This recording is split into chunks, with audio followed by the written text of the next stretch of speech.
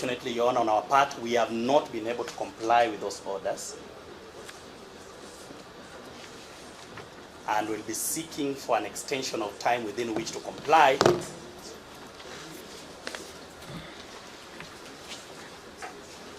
For reasons, Your Honor, that most of the documents, the subject of the disclosure, are intended to be obtained from the Nzoia county offices and the various sub-county offices under it.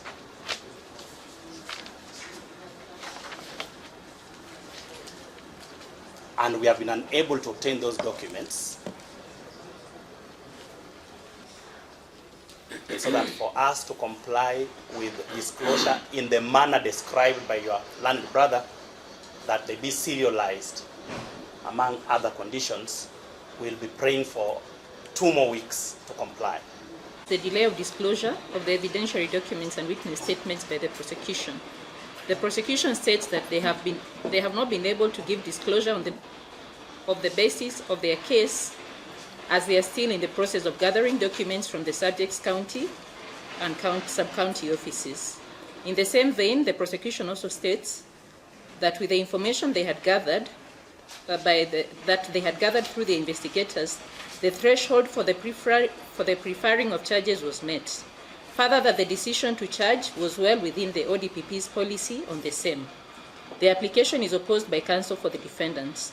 They state that the delay caused in the disclosure taken in light of the clamor around the first accused's arrest is a travesty of justice.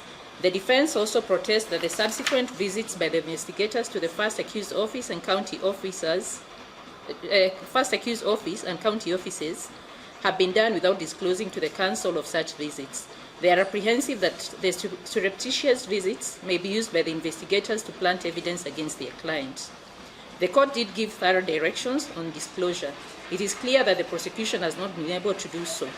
Although they state that they were given an onerous task on the nature of the disclosure, it is imperative for all parties to ensure that they comply with the court orders as strictly as possible. The rights of the accused and the interest of justice demand it from all the parties. That being said, and even taking into account the decision of the Supreme Court in Hussein Khalid and 2 others versus the AG on the matter of disclosure being continuous, and having reached the decision to charge, it would follow that the prosecution had reviewed a number of documents and witness statements already in their possession. Those documents and statements ought to have been disclosed by now.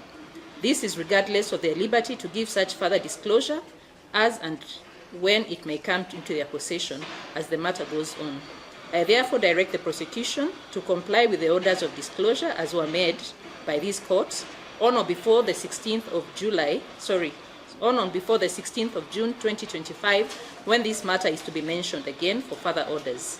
Both parties have alluded to several other applications which they wish to present before court.